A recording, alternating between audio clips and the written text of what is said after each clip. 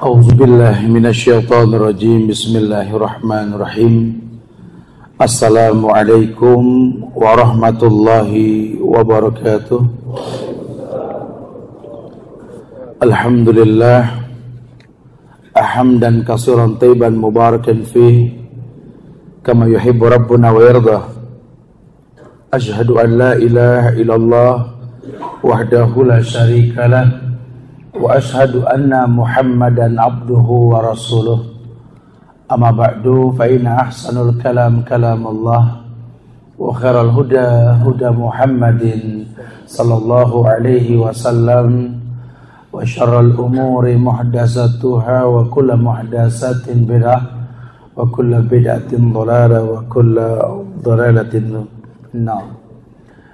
Ma'asyiral muslimin wal muslimat, sedang majelis salat zuhur Masjid Jenderal Sudirman yang semoga Allah muliakan dunia dan akhirat. Alhamdulillah, Allah mudahkan kembali kita berkumpul, kita berjumpa di masjid yang mulia ini. Yang mudah-mudahan selalu Allah jaga masjid ini, Allah rapikan akidah orang yang di dalamnya, selalu dijadikan taman-taman berjemur iman insyaallah. Iya, kita akan coba bahas sebuah bab yang berkaitan tentang rumah tangga idaman. Manusia mana yang tak mengidamkan rumah tangga yang baik? Bahkan sampai orang yang tidak mengerti artinya pun mengatakan baiti jannati, rumahku adalah surgaku. Dan surga merupakan idaman setiap muslim, muslimah, mukmin, mukminah.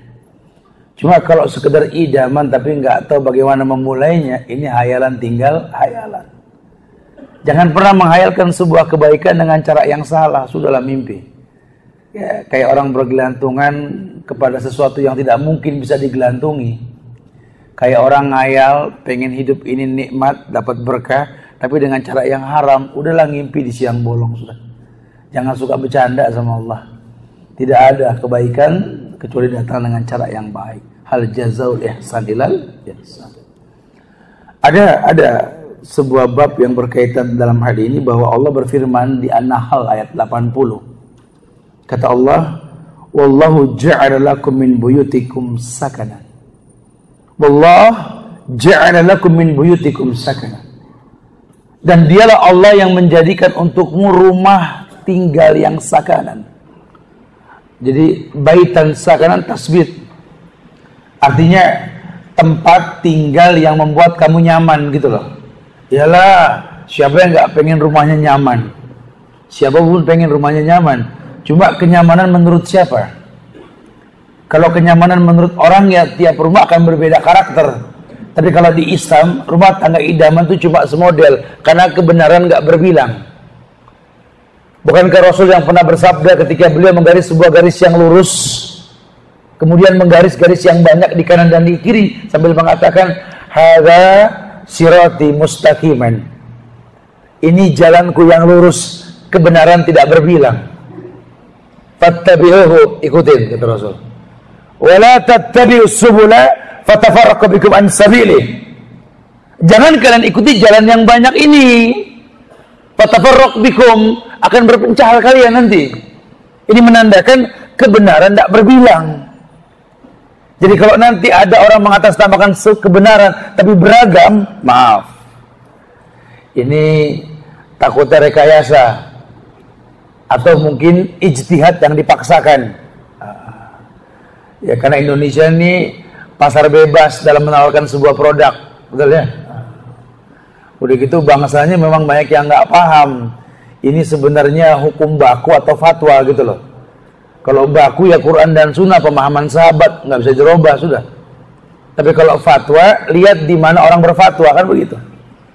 Nggak bisa dipaksakan. Jangan memasukin produk asing ke negeri kita. Ini bahaya. Rumah tangga juga sama. Secara umum, doa masuk rumah sama. Udkhuluhu bisalam. Mulai dengan salam. Mau rumah pakai genteng, mau dicor, atau pakai kulit daun kelapa dan lainnya, masuknya sama. Rumah orang Islam dimanapun sama. Keluar rumah sama, Allah gak pernah bahas pada rumahnya. Tidur di rumah bangun di rumah, doa tidurnya, doa bangunnya sama. Betul. Makan minum rumah boleh berbeda, tetap la yasrabanna ahadukum qa'iman. Jangan makan minum sambil diri. Jadi sama Allah nggak dibahas bentuknya, iya. Karena kalau sudah bicara bentuk, kembali kepada selera dan adaptasi rumah tersebut di mana dia ada. Ini menandakan bahwa Allah nggak peduli dengan itu. Yang Allah pengen manfaat rumah buat apa? Nah, dikatakan wallah ja'alakum min buyutikum sakanan.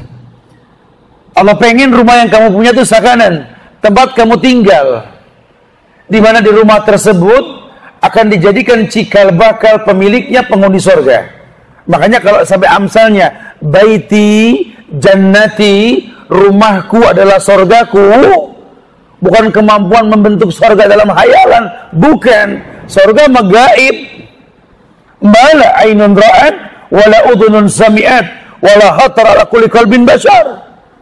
Anda kalau sudah ngomong surga jangan sok ngayal.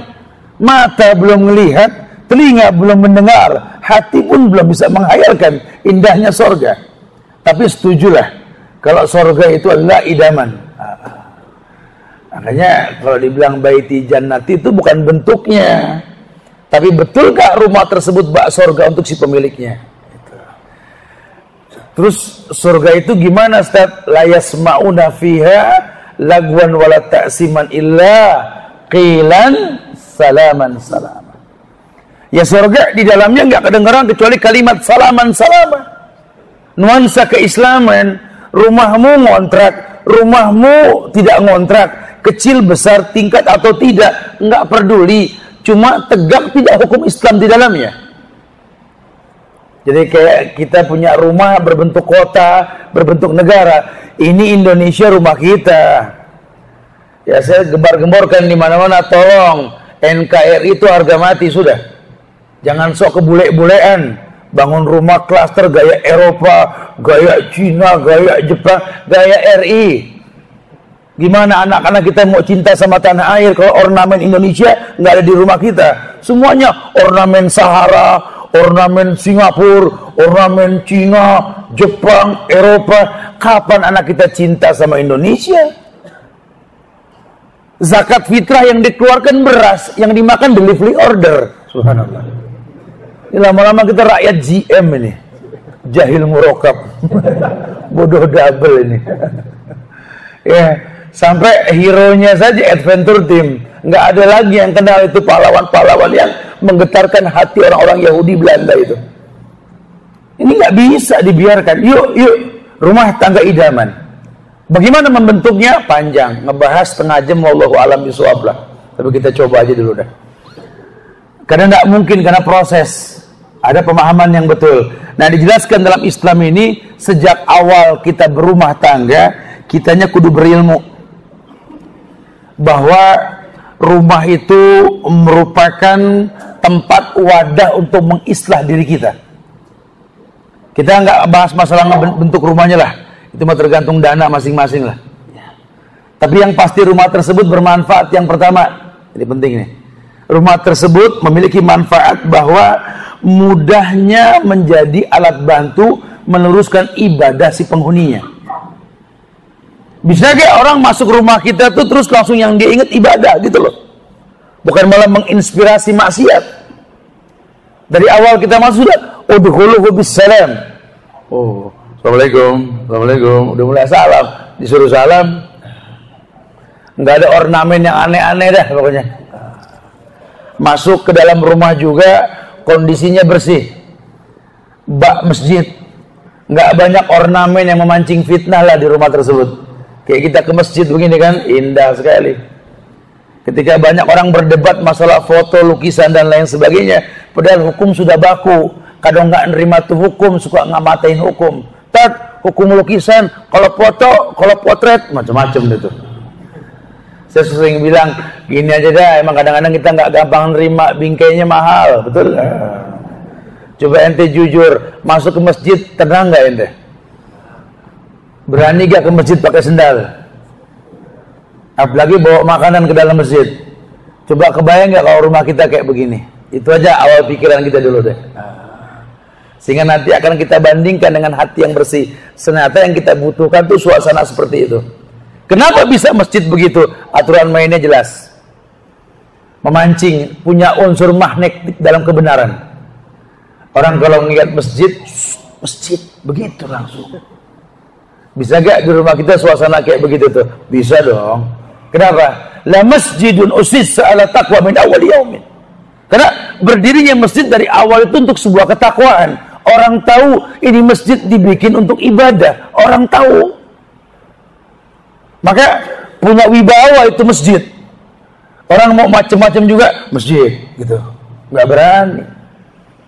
Kalau rumah tangga kita dibangun dasarnya seperti itu, orang juga mikir. Kayak zaman kita jadi murid pesantren dulu. Di lapangan ribut kita sama temen. Kalau depan rumah Pak Kiai, rumah Ustaz, jangan. Ada hawa-hawanya gitu loh. Walaupun nggak harus begitu ya. Ini cuma amsal saja ini. Masya Allah. Bisa nggak rumah tersebut menjadi penyebab islah? Mengislah diri kita. Baik istri, baik suami. Karena kalau sampai rumah ini nggak membuat kita menjadi baik, ini ada masalah ini. Wallahu alam penyebabnya apa? Jangan-jangan rumah kita bak kuburan. Yang Rasul mengatakan, la taj'alu buyutakum maqabir. Jangan jadikan rumahmu seperti kuburan. Kenapa rumah dibilang seperti kuburan? La yuqra'u fihi wa la yuzkarullah fihi. Tidak ada Quran dibaca, tidak ada zikir didengungkan. Ini menandakan di kuburan kita nggak boleh baca Quran, masih dipaksain juga. Ya, jangan jadikan rumahmu seperti kuburan. Kenapa? Nggak ada Quran yang dibaca. Jangan cuma sekedar ngayal doa ketika dua mempelai selesai ijab kabul didoain biar sakinah, mawaddah, warahmah. Udah dibilang sakinah itu nggak mungkin datang kalau caranya nggak bener. Rasul yang sudah mengatakan, majtama' qaumun fi baitin min buyutillah yatluna kitaballah wa yatadarrasuna ma bainahum illa nazalat alaihimus sakinah. Sakinah turun kata Rasul kalau di tempat yang dibacakan Quran. Doain tat biar sakinah tat. Iya insyaallah. Udah pada bisa ngaji belum? Iqra 2 tat. Susah kalau begitu ya. Jadi susah, kita cuma ngayal sakinah doang, nggak bisa baca Quran ya susah. Dari pertama dibikin sabab, jangan cuma ngayal. Ya, ini kita kompak, negeri kita ini, kota kita ini, mudah-mudahan tat baldatun thayyibah tat, warabun ghafur tat, ujungnya sorga. Ntar dulu, nah kodanya siapa bro? Oh masya Allah. Ini nggak main-main, ini ilmu yang mesti dikedepankan. Rumah tangga juga sama. Karena kota, negara di mana kita tinggal seperti rumah tangga. Pemimpinmu tergantung rakyat, betul? Rakyatnya pintar yang diangkat orang pintar. Kalau rakyatnya soleh yang diangkat ya orang soleh. Kalau rakyatnya nggak jelas ya abu-abu yang diangkat, betul? Kalau udah abu-abu, jangan minta yang jelas, nggak bakal bisa. Coba greget sedikit sih, mumpung masih dikasih umur kita. Sittin wasab'in, 60-70 sebentar loh umur loh. Sejarah apa yang telah kita buat? Coba mulai berpikir. Jangan salah dalam memilih dalam langkah kita. Masya Allah. Ini penting sekali ilmu. Makanya Islam yang pertama seperti itu. Kemudian yang kedua dijelaskan bahwa bisakah rumah tersebut itu menjadi penyebab peningkatan iman? Artinya bisa di rumah tersebut dijadikan media untuk menganjurkan si pemiliknya ini melaksanakan aktivitas sunnah. Karena kalau yang wajib di luar rumah pun bisa, apalagi dalam rumah kan. Tapi yang sunnah itu kan di rumah. Apa kata Rasul? Afdalu sholatul mar'i fi baitihi ilal maktubah. Sebaik-baik sholat seseorang itu di rumah, kecuali yang wajib di masjid. Kecuali yang wajib di masjid. Jadi kalau pemimpin rumah tangga tersebut memang bisa bawa ini bahtera rumah tangga ke surganya Allah, bahtera rumah tangga tersebut, paling enggak dia pemimpin yang soleh. Betul. Muslim yang soleh, lelaki sejati, muslim yang soleh. Nah kalau lelaki yang soleh, muslim sejati yang soleh, tentu sholat sunnah di rumah, yang wajib di masjid, betul? Makanya kalau orang laki masih sholatnya di rumah, berarti muslim solehah namanya tuh. Karena perempuan di rumah, laki di masjid. Jadi kalau laki di rumah ya nggak apa-apa, tapi solehah, gitu ya. Maka dari kemarin saya bilang dikit-dikit jihad, sholat masih di rumah. Mujahid solehah, gitu ya, nggak bisa. Kalau mau jadi pejuang yang greget sekalian gitu loh, jangan tanggung-tanggung. Mau jihad pakai jimat, gimana sih? Mau jihad pakai ilmu kebal dengan cara menghujat, nggak ada begitu. Muslim siap, mau diuji apapun siap, tapi keislamannya dia pertahankan. Karena orang Islam nggak pernah pilih ujian. Orang Islam yakin bahwa hidup ini ujian dan siap diuji. Buat orang Islam, ujian itu lambang kasih dari Allah. Sehingga kalau hidup nggak ada ujian, seperti hamba dari kasihnya Allah. Nggak dibikin bingung sama orang Islam. Bukan masalah menang atau kalah, kaya atau miskin, sakit atau sembuh, bukan. Sabar atau syukur, itu orang Islam. Makanya yang dia pikirkan pertama kali ini, bisakah rumah ini menjadi sabab suburnya yang sunnah? Karena sunnah itulah yang mendatangkan cintanya Allah. Kalau Allah sudah mencintai dia karena sunnah yang dia lakukan, demi Allah, tidak ada yang sulit dalam hidup. La kuntu ahbabtu, kata Allah, kalau aku sudah jatuh cinta, idza sa'alani la utiyannahu wa idza sta'adzani la uidannahu. Kalau dia minta tolong, kan ku tolong. Dia minta perlindungan, kan kulindungi. Sudah tidak ada yang sulit. Cuma yang sulit mendatangkan cintanya Allah. Nah, cintanya Allah ini timbul kalau kita menghiasi yang wajib dengan yang sunnah. Bisa gak rumah kita seperti itu? Contohlah, bisa gak di rumah tersebut saling menganjurkan untuk bangun tahajud? Ternyata yang menyehatkan badan itu bukan konsumsi vitamin saja, tapi cara hidup, pola hidup. Allah jadikan malam untuk istirahat, siang untuk bekerja. Tapi Allah janjikan banyak kemuliaan di malam hari. Kalimat yang lain, wa minal laili fatahajjat bihi nafilatan lak. Ada sebuah manfaat lebih dari suplemen dalam hidup. Dari sebagian malam bangun tahajud. Bisa gak rumah disetting untuk gampang bangun tahajud? Bisa gak rumah ini membuat si pelakunya, si pemilik rumah tersebut menjadi orang yang gemar bangun malam? Karena menyedekahkan istirahat malam untuk sebuah kebaikan. Lan tanalal birra hatta tunfiqu mimma tuhibbun. Kalian tidak mungkin mendapatkan kebaikan dari Allah sebelum menginfakkan yang paling kalian suka. Malam yang paling kita suka apa? Tidur. Nonton bola nggak enak, tidur enak. Masya Allah. Paling asik tidur, Masya Allah. Makanya ulama kalau ngantuk habis isya nggak ada yang ditahan, merem udah. Sejam 2 jam melek yang namanya tidur sudah. Bangun jam 10, jam 11 sudah cukup. Baca-baca jam 12 nggak berasa, wudu rapi-rapi setengah 1, jam 1 tahajud tuh ulama. Lain sama kita kalau mau tahajud style Becker pas setengah 2, betul? Bangun bareng kaget. Astagfirullah. Cepet amat sih Allah, ya Allah. Bayangin kamar mandi jauh, ya Allah. Itu kita ngeluh aja setengah 4 urusan itu. Baru atau rokaat tahrim. Nggak berasa azan subuh, selamat tinggal tahajud. Kalau ulama enggak, yang penting malam merem. Walaupun sesaat, caranya begitu. Nah, kondisi rumah dibikin seperti itu. Kompak deh tuh, suami istri. Gimana caranya anak tidur cepat?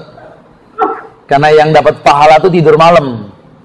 Seperti dapat pahala itu kerja siang. Itu sunnah. Kita tegakkan hukum Allah. Dijadikan malam buat istirahat, siang buat bekerja. Itu kalau kita kerjain, pahala. Tumben pulang cepet. Ada apa nih? Mau cari pahala. Tidur. Tidur malam kan pahala. Iya, ya. Anak istirahat. Pagi bangun. Allahumma barik li ummati fi bukuriha. Berebut. Ya Allah, berikan berkah pada umatku di pagi hari. Kapan pagi dimulai? Salat fajar. Ya. Allah sendiri mengatakan inna sholatal fajri kana masyhuda. Di absennya itu berkah tuh kalau subuh. Inna sholatal fajri kana masyhuda. Salat subuh, salat yang disaksikan sama Allah. Nah, kebayang deh tuh kalau salat subuh disaksikan. Ayo orang laki buru-buru ke masjid. Gimana caranya bangun sebelum subuh? Kunci rumah tangga bahagia, subuh hidup warganya. Tapi kalau rumah tangga sudah balapan merem, subuh bareng duha, apalagi duha menjelang zuhur, nasib dah. Makin nggak jelas, salah satu jam sholat yang nggak jelas ya subuh. Macam-macam tuh kalau kita nanya. Kalau zuhur mah kelihatan dah, orang pada tahu dah. 12.8, 12 lebih dikit, 12 kurang. Subuh tanya macam-macam. Jam berapa subuh? Jam 5:10 tat. Ada yang 5:15 tat. Ada yang 5:30, ada yang 7:20 tat. Tergantung mereka. Ya, justru awal keberkahan tuh pagi, barik ya. Li ummati fi bukuriha, Allah minta, Nabi minta sama Allah, berikan berkah pada umatku di pagi hari. Ini berkah kan yang kita dengar waktu ijab kabul kita dulu kan. Barakallahu lak wa baraka alaik wa jama' bainakuma fi khair. Orang diangkat jabatannya, mabruk ya ahi, barakallahu fik ya ahi. Dikasih berkah, mabruk ya barakallahu fik. Lah kalau yang diangkat bukan Islam, mabruk. Serba salah juga kita. Serba salah lagi nanti urusannya kalau begini. Kalimat berkah hanya untuk Islam.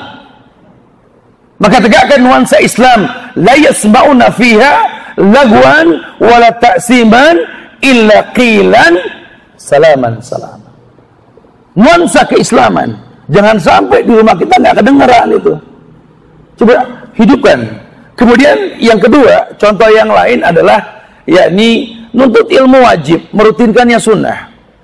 Maka jangan sampai kita nggak baca Quran karena Quran isinya ilmu.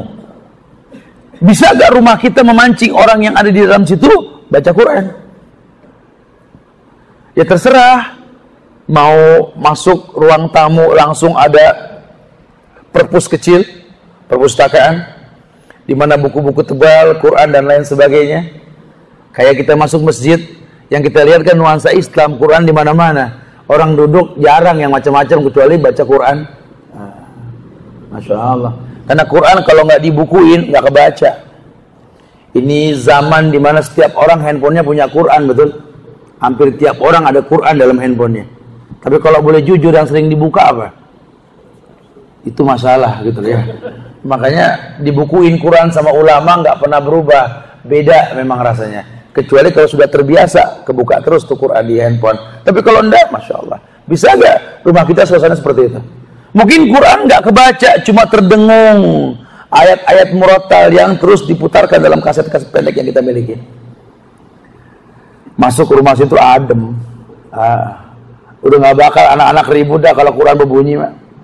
Mana pantas lagi orang ribut Quran jadi apa background soundnya, nggak mungkin gitu. Nggak ada, sudah nggak bakal bisa lah. Orang malu mendengarnya juga. Kemudian yakni hidupkan di rumah tersebut zikir.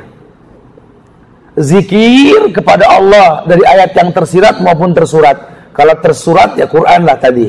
Tapi kalau tersirat fenomenanya. Bisa gak ornamen rumah kita itu memancing kita bertasbih? Bukan mahalnya, mungkin bersihnya lah.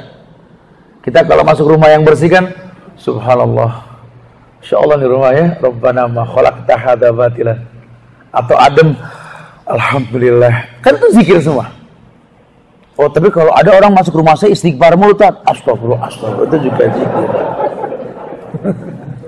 Ya istighfar bagus, cuma masalahnya apa tuh? Anak senang ke rumah dia, kenapa? Istighfar mulu, gitu ya. Ya nggak hanya istighfar doang, kan zikir macam-macam ya. Nah, tapi zikir yang dimaksud, Rabbana ma khalaqta hadza batila. Subhanaka faqina adzabannar. Tamu masuk ke rumah kita juga, aduh Masya Allah berzikir, ngeliat anak rapi, rumah bersih. Orang mana yang nggak berzikir? Kita masuk rumah yang rapi, wangi, bersih, nuansa Islamnya jelas, mau duduk aja 3 kali bismillah, betul? Geser bangku, silakan duduk. Iya makasih Pak. Subhanallah, bismillah. Geser bangku dulu tuh. Duduk juga, bismillah. Dan mau bangun bismillah lagi. Hawanya beda. Rumah memancing kita untuk mengingat Allah. Ya, ornamen-ornamen kaligrafinya juga boleh. Di Islam nggak disalahkan, asal bisa kebaca ya boleh. Jangan cuma demen aja. Sengaja tak saya tulisin kaligrafi yang banyak lihat, biar enak, biar adem rumah. Oh Masya Allah. Adem nggak? Enggak. Ini rame amat tulisan ya begini satu sama orang Islam. Ente nulis sendiri, enggak tat mesen. Bacaannya apa? Wallahu alam. Ya susah ya. Susah kalau begini nih. Jadi yang punya aja nggak paham, gimana yang baca, yang nggak beli kan lebih nggak paham lagi. Jangan. Ini rumah timbul syubhat kalau udah begini ya. Gara-gara tulisan berantem antar tamu urusannya. Jangan nggak begitu. Suruh gampang berzikir. Di rumah tersebut tempat pelatihan untuk rajin bersedekah. Karena kan sedekah tolak bala. Tudiul bala, as-shadaqah tudiul bala. Bisa gak rumah tersebut menjadi penyebab kelak diri kita, keluarga kita, lingkungan keluarga kita semua gemar bersedekah? Tahadu, tahabu. Saling memberi hadiah timbul cinta. Coba gerakan hati untuk itu loh. Kalau bisa bagus. Ya, suami istri mendidik anak untuk rajin saling memberi. Kakak sekolah, adik sekolah, si bungsu pun sekolah. Kalau pulang punya kembalian kumpulin. Kakak nabung, adik nabung, si bungsu pun nabung. 2 bulan, 3 bulan sekali suruh pecahkan tabungan. Kakak beli hadiah, adik dan si bungsu saling memberi hadiah. Tahadu, tahabu. Mengajarkan bentuk keadilan di antara anak-anak kita. Sini kakak yang paling gede, adik lebih kecil, si bungsu sini. Ini ada roti yang harus dibagi buat kalian. Terang-terangan bagi. Potek si abang yang gede, si adik kecilan dikit, si bungsu secuil. Ya namanya orang-orang pasti komplain. Kok aku dikit, papa, mama aku dikit. Iya nak, kalau kamu sebesar kakakmu yang paling besar, papa zalim. Lambungmu tidak sebesar dia, sudah jatahmu segini. Jelasin. Kakak juga jangan sombong, karena kalau kamu dikasih kecil, ayah zalim sama kamu, lambungmu nggak cukup segini, betul? Nah, sudah. Itu keadilan. Bukan dipotek, bawa, dan kelihatan abang lu marah, ya bukan. Jelasin. Jadi semua transparan, enak, ya. Sampai dia tahu, oh berarti begitu, oh berarti ini bahasa pendidikan. Kita pengen punya keluarga yang idaman kan, rumah tangga yang idaman. Biasakan seperti itu. Karena nggak mungkin bisa timbul kalau nggak ada pelatihan. Masya Allah. Kemudian biasakan di rumah tersebut memang ada perpustakaan yang mudah dilihat. Sejarah-sejarah di mana kita tinggal perlu diketahui sama anak-anak kita. Jangan anak kita digedein di Jakarta tapi nggak pernah tahu sejarah Jakarta, ya susah. Jangan anak kita tinggal di Jawa, di mana kita tinggal nggak pernah tahu sejarah Jawa tersebut, susah untuk jatuh cinta. Gimana kita mau cinta sama kota kita, negeri kita, kalau kita nggak paham yang kita makan dan ciri khas makanan tersebut, nggak bisa. Ya, saya kalau diundang ke daerah-daerah, Ustadz nanti mau makan apa? Daerah sini makanannya apa, itu yang saya mau makan. Jangan mentang-mentang Ustadz mukanya muka Arab nih, kebuli, mandi, kambing, enggak, belado, jengkol asik. Sambal terasi asik. Kita mau makan sayur asem, pepes bedak lebih asik lagi. Supaya berasa itu ornamen Indonesia. Sehingga timbul cinta di diri kita ini. Oh iya, nggak ada di negeri lain kecuali di negeri kita. Timbulkan seperti itu. Pajang ornamen yang memancing anak kita cinta sama negeri kita. Jangan mentang-mentang sering keluar negeri yang dipajang ornamen luar negeri. Kapan anak cinta sama negeri sendiri? Yang digambarin menara Eiffel, gedung miring, singa muntah, betul maksudnya? Onta sama anak-anaknya, gajah laki bini, Masya Allah, Masya Allah. Ini gimana mau cinta sama tanah air kalau ornamennya luar negeri mulu? Ini bahaya sekali. Jangan. Idaman yang seperti apa kembali ke kita? Kita mengidamkan apa? Sebuah kebaikan. Bikin ornamen kebaikan. Karena pada akhirnya manusia akan tergantung hati. Hati tergantung yang dilihat dan didengar. Kalau yang dilihat baik, yang didengar baik, hatinya baik. Kalau hatinya sudah baik, semua organ tubuhnya baik. Maka harapan akan dapat kita rasakan ketika kita melihat sesuatu yang baik. Masya Allah.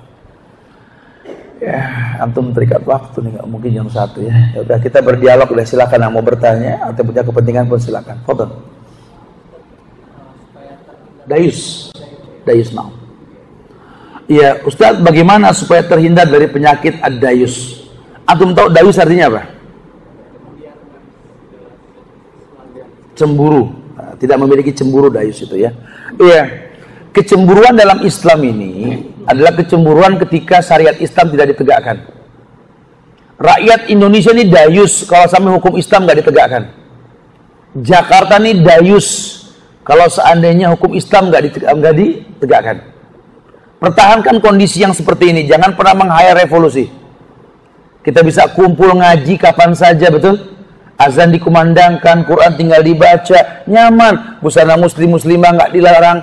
Anda kerja pakai jenggot nggak ada yang nangkep. Ya Allah, ini pertahanin ini. Pertahanin. Jangan hayalkan yang lain. Nah kalau sampai ini nggak bisa ditegakkan, dayus. Kita nggak berusaha tuh dayus. Jadi dayus itu lebih kepada nggak punya rasa kesel, cemburu, nggak ada loyalitas lah dalam hal ini. Gitu ya. Dengan sesuatu yang tidak tegak. Kita punya anak perempuan nggak pakai kerudung, kita tenang aja, dayus. Ente nggak bakal ditengok sama Allah. Ini istri diemin aja, suami ngasih makan pakai uang haram ke keluarga. Waduh, bahaya ini. Nggak ada punya rasa cemburu ini. Suami ngeliat istri bergaul sama yang nggak jelas, nggak pakai kerudung, diem aja, dayus. Makanya sesekali boleh istri izinkan sama teman-temannya kumpul di rumah, lihat teman-temannya. Jangan larang suami panggil teman-temannya ke rumah, lihat ukuran temannya. Boleh anak kita panggil teman, lihat rumah itu jadi barometer. Oh iya. Nah, timbulkan cemburu, tapi nggak frontal. Karena kita nikah sama manusia tempatnya salah. Jangan pengen langsung nilai 10, biar bertahap, waktu dan ilmu yang menyempurnakan. Karena ada juga yang suka kenceng nih. Jadi agama jadi menakutkan akhirnya. Akhirnya bini komplain, suami komplain. Saya sih mendingan suami saya yang dulu, Tat. Waktu belum tobat, baik, gitu ya. Pas udah tobat, ya Allah, Tat, Masya Allah. Semuanya salah, gitu ya, itu salah tuh. Saya juga mendingan bini saya yang dulu, Tat. Waktu masih belum dekat sama Allah, Masya Allah. Agamanya jauh, Tat, tapi hatinya baik. Sekarang dia dekat sama Allah, aneh salah mulu, Tat, Masya Allah. Sampai malas balik gara-gara dia. Pergi cepat pulang lelet, gitu. Wallahualam, barakallah. Ada lagi? Fadhal, silakan. Ya, antum. Ada lagu, antum, Masya Allah ya. Ini Islam harus punya ciri khas, tahadu tahabu. Fadhal, na'am. Mana yang lebih afdol jika sholat sunat di masjid dan mendapatkan saf pertama, atau sholat sunat di rumah, tapi kadang-kadang datang masjid sudah dapatkan. Ayo, na'am. Akhi fillah, saf di depan itu yang paling utama buat laki-laki. Ya. Sementara sholat sunnah di rumah adalah afdal buat laki-laki. Sebenarnya dulu itu mahalnya tanah tempat kita bangun rumah, makin dekat masjid makin mahal. Dulu tuh begitu. Kalau sekarang makin dekat pasar makin mahal, betul ya? Dekat masjid agak murahan dikit biasanya. Ini kebalik. Kalau posisinya rumah kita jauh dari masjid, Ustaz, mana yang harus kita dahulukan, Ustaz? Sunnah di rumah atau masjid? Langsung ke masjid, sementara sunnah tidak di rumah. Ya masjid lebih utama dong. Jadi mengedepankan yang wajib lebih utama ketimbang yang sunnah. Sehingga mungkin kita ambil sholat sunnahnya di masjid. Tetap ya. Tapi kalau memang memungkinkan, sholat sunnah di rumah lebih afdal buat kita. Seperti itu. Wallahu a'lam bishawab. Ada lagi, fadhal, silakan. Yang lain. Antum, na'am. Fadhal. Ya. Iya. Iya. Iya. Ayo. Anak kita belum dihitan, Ustaz, belum wajib sholat. Kalau dia ikut shop memotong, ini tidak. Selama anak kita manusia yang hidup dan bisa bertakbir dengan benar, tidak memotong shop. Memotong shop itu dengan sesuatu yang tidak bergerak seperti tiang atau sesuatu yang mati, gitu ya. Anak kita manusia. Bahkan ada syariat yang mengatakan, adibu Allah dakum inda sab'in. Didik anakmu ibadah ketika 7 tahun. Itu sudah boleh sebenarnya. Makanya memang pelajaran buat kita berarti jangan sampai 7 tahun baru dihitan. Kalau bisa sejak dia merasakan sakit dihitan itu lebih baik. Kalau saya pribadi sih anak 40 hari paling lama bayi saya hitan, udah beres tinggal ngawinin dah, beres sudah. Bagus tuh. 3 hari kering kok ya, air kencingnya obat buat dia. Ngapain nanti udah gede baru kita baik-baikin, ngasih sepeda, udah kelamaan, udah kecil selesai udah. Hidup digampangin, jangan sulit buat kita. Perempuan yang nanya, Fadhal ada? Tidak ada? Ada, silakan. Fadhal, agak kencengan. Ini, sudah. Iya. Fadhal. Ada ya?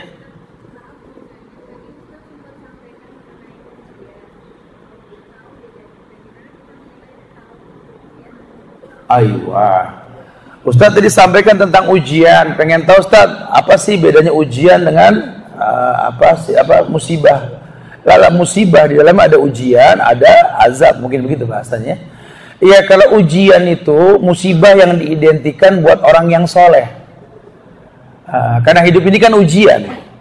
Ketika kita memilih berumah tangga dengan si fulan dengan si fulana, itu sebenarnya ujian yang kita mulai, yang kita minta sama Allah. Makanya kalau orang beriman sudah tahu bahwa dia bakal diuji dengan sebuah ujian, tapi dia berilmu tentang ujian tersebut. Nah, lain sama azab. Kalau azab itu berkaitan sama orang yang memang jauh dari agama. Sehingga kalau terjadi sebuah musibah, bisa jadi ujian, bisa jadi azab. Kayak apa? Kayak misalkan hujannya sama di sebuah tempat. Cuma memang ada yang bersyukur dengan hujan turun, tumbuhan yang dia tanam pun grow up-nya bagus. Tapi ada juga ketika hujan turun dia mengeluh, kenapa? Karena nggak ada yang kering pakaian atau apalah. Ini kita nggak pernah tahu. Bisa jadi azab atau ujian buat kita. Jadi secara umum bahwa yang namanya ujian itu identik sama orang yang baik, ya. Sementara azab dikaitkan sama orang yang berbuat. Ya. Wallahu a'lam. Insyaallah manfaat yang disampaikan ya. Ini waktu antum terikat nih, ya. Insyaallah manfaat yang disampaikan, atau bisa berlanjut bahasan nanti streaming rutin kita di Al-Azifi Channel, bisa buka di YouTube. Nanti buka YouTube, ketik Al-Azifi, ALADZIEVIE spasi channel. Nanti kita akan bisa streaming sehari 3 kali insyaallah. Allah musta'an. Minta maaf pada kekurangan, kesempurnaan hanya milik Allah. Kita tutup dengan kafaratul majlis. Subhanallah wa bihamdika, la ilaha illa anta astaghfiruka wa atubu ilaik. Assalamualaikum warahmatullahi wabarakatuh.